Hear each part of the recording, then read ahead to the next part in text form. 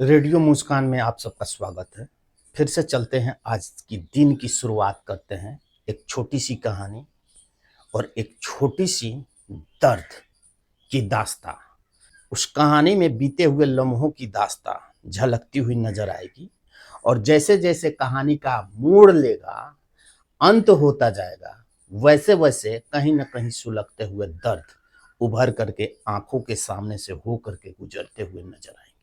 बने रहे इस वीडियो में। कहानी है दो नौजवान युवक और युवती की, जो आपस में दोनों बड़ा ही मोहब्बत करते हैं। ये मोहब्बत की दास्तां चारों तरफ फैल जाती है। गांव के तमाम लोग के बीच ये चर्चाएं होने लगती है और बात शादी तक पहुंच जाती है।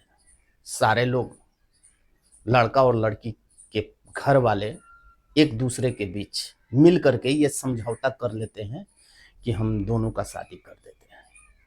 कुछ दिन बीतता है, लड़के का आर्मी फौज में नौकरी लग जाता है।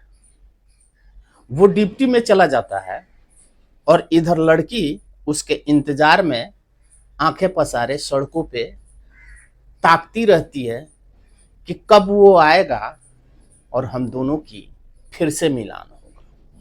कस्में वादों में बंधे हुए, बिना एक दूसरे के देखे रह भी नहीं सकते।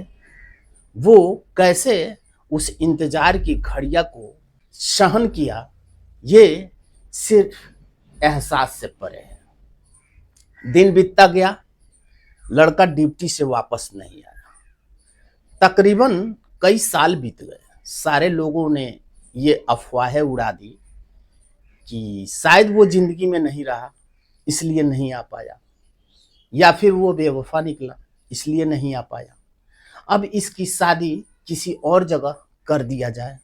मगर लड़की वादों से बंधी हुई थी, वादे कस्मों से बंधी हुई थी।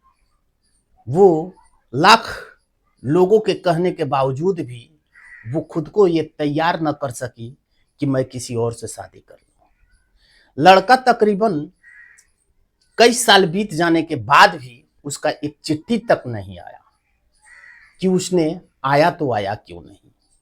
तकरीबन 40 साल बीत गए, लड़का वापस नहीं आया। लड़की इंतजार में घड़ियां गिन गिन के उस वक्त को बिताया कि शायद अब आ जाए। घर वाले भी मनाने के लाख कोशिश किए, मगर वो वादे कस्मों में इस तरह बंधी रही कि किसी और की बातों को वो सुन न सकी। 40 साल बीत जाने के बाद हाँ, एक चिट्ठी आया कि चलो आओ, हम गांव वाले मंदिर में मिलते हैं। वहां पे आनन फानन में वो लड़की उस मंदिर के पास पहुंची। देखा कोई भी तो नहीं है। सारा मंदिर सुनसान सन्नाटों के बीच पसरा एक कहानी बयां कर रही है, पुरानी दास्तां। शायद कुछ कुछ यादें उसके जहन में चलने लगे। चारों तरफ नजरें पसार करके देखा, कहीं कोई नजर नहीं आया। हाँ, एक पागल व्यक्ति जरूर दिखाई पड़ रहा था, जो एक कोने में बैठे अपने बालों को खुजला रहा था। फटे पुराने कपड़े थे और उन फटे पुराने कपड़ों में शायद कुछ गुनगुना रहा था। कभी इधर तो कभी उधर नजरें पसारे देख रहा था। शायद उसको किसी का इंतजार था। बुढ़िया लाठी के सहारे जो पहुंची हुई थी, मन में कुछ बुदबुदाई और चारों तरफ घूम घूम करके बड़ी बेचैनी के साथ देख रही थी। शायद उसको किसी का इंतजार था, मगर वहां कोई था ही नहीं। सिर्फ एक पागल व्यक्ति के अलावा वहां पे कोई था ही नहीं। वो चारों तरफ देखती देखती वे लाठी के सहारे उल्टे पांव पीछे की तरफ चलने लगी। बुदबुदाने लगी कि शायद फिर से किसी ने मजाक किया है।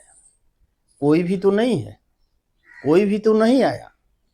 और जब ऐसा खेल है तो फिर वैसा खेल उसने खेला क्यों? जब ऐसी कहानी है तो फिर इस कहानी की दास्तां उसने बनाया क्यों? वहां लड़का भी इंतजार करते करते थक गया, देखा कोई भी नहीं आया, एक चिड़िया का बच्चा तक नहीं आया। हाँ, एक बुढ़िया आई हुई थी लाठी के सहारे, चारों तरफ घूमकर देख रही थी, मगर उसके अलावा तो यहां कोई आया नहीं। और कुछ शायद खो गया था, वो ढूंढ रही थी बड़ी बेचैनी के साथ। और ढूंढते हुए वो वहां से वापस चली गई, शायद उसे नहीं मिला होगा। ये बुदबुदाते हुए वो बोल रहा था। अंत में शाम ढलने लगी, वो सोचा शायद उसने शादी कर ली होगी और अपने घर परिवार बसा करके खुशी राजी वो जीवन व्यतीत कर रही थी।